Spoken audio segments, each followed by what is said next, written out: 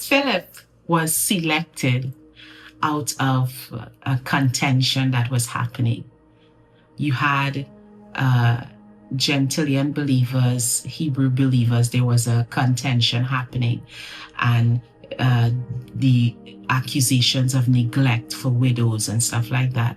And so the 12 had a meeting, and they selected 7 others. They selected 7 deacons, and these 7 deacons were chosen in the book of Acts. And so we see that Philip is chosen. Philip is one of the 7 that was chosen to solve a problem, chosen to solve a complaint. And here we see him in Acts chapter 8, God using him now to share the message of truth,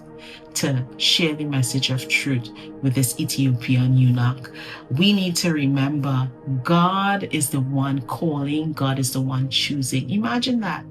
There is contention happening among the believers. Accusations of unfair treatment is happening.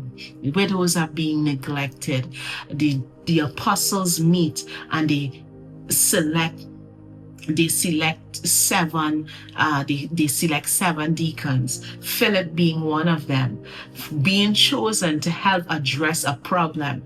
And here he is, being used by God for a divine appointment to help this Ethiopian eunuch come to Christ. God is calling you. God can use you. God can call you out and use you as a solution to a problem that may be happening. And I'll tell you, one of the greatest ways God desires to use you is to share the message of Jesus Christ with those that are lost. That is, you are the answer to that problem. There are those that are lost. You are the laborer that is needed. You are the solution that is needed. Just like Philip was selected in Acts 6, he was one of the 7 selected in Acts 6 to solve a problem.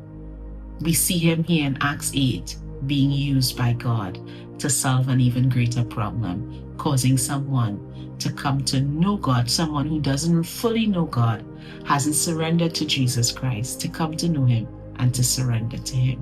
Lord, today, help us, O God, to be used of you. Help us, O God, to serve you in spirit and in truth.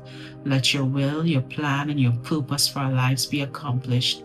Cause us to see ourselves as the solution, God, to the problems that exist, to those that, Lord Father, are in need of a Savior, Jesus Christ, that we are the ones to introduce them to you. We thank you for doing it in Jesus' name. Amen and amen.